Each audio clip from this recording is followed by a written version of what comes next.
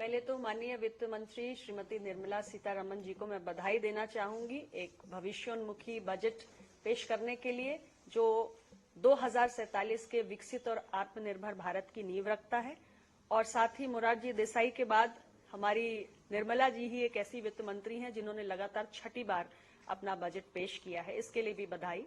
और ये बजट पूरी तरीके से जो हमारी प्राथमिकता में युवा, महिला, किसान और गरीब हैं और इसके साथ हमारा मध्यम वर्ग है, उसको ध्यान में रखकर बनाया गया है। चाहे 2 करोड़ पक्के नए आवास बनाने की बात हो या 3 करोड़ हमारी जो बहनें हैं उनको लखपति दीदी बनाने का फैसला हो, या हमारे वंदे भारत के स्टैंडर्ड के हजारों कोचेस बनाने का विषय हो, या हमारे जो 11,11,111 करोड़ के कैपेक्स की बात हो, ये सारी बातों के बीच में कुल मिलाकर राष्ट्र को कैसे आगे लेकर जाना है, कैसे सशक्त करना है, यही भावना निहित है। मैम, खासकर अगर हम कॉमर्स इंडस्ट्री की बात करें, आपके पास मंत्रालय है, कॉमर्स इंडस्ट्री को किस तरह से बल मिलने वाला है?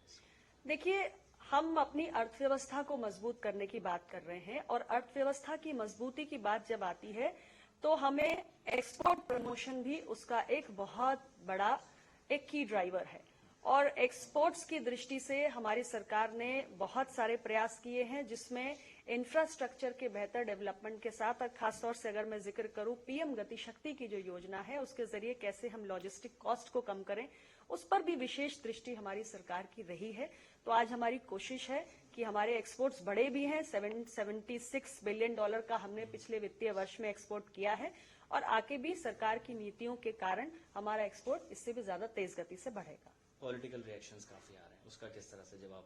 देखिए मैम, कांग्रेस कह रही है कुछ नहीं है, अखिलेश यादव का बयान भी आपने सुना ही होगा। देखिए, जो पार्टियां हमेशा चुनाव को अपनी प्राथमिकता में रखकर बजट को ड्राफ्ट करते हैं, उन्हें वाकई में इस बजट में कुछ नजर नहीं आएगा, क्योंकि सही मायने में हमारे लिए ये कोई चुनावी बजट नहीं है और इसलिए कोई लोक लुभावन घोषणा हो ऐसा हमारे विपक्ष को नहीं नजर आ रहा होगा।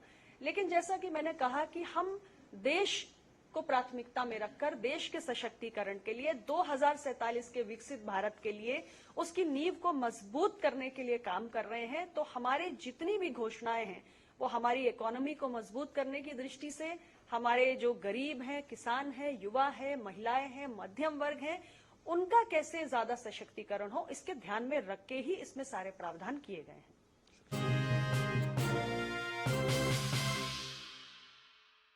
Stay with the Times of India for news breaks, analysis, interviews and events.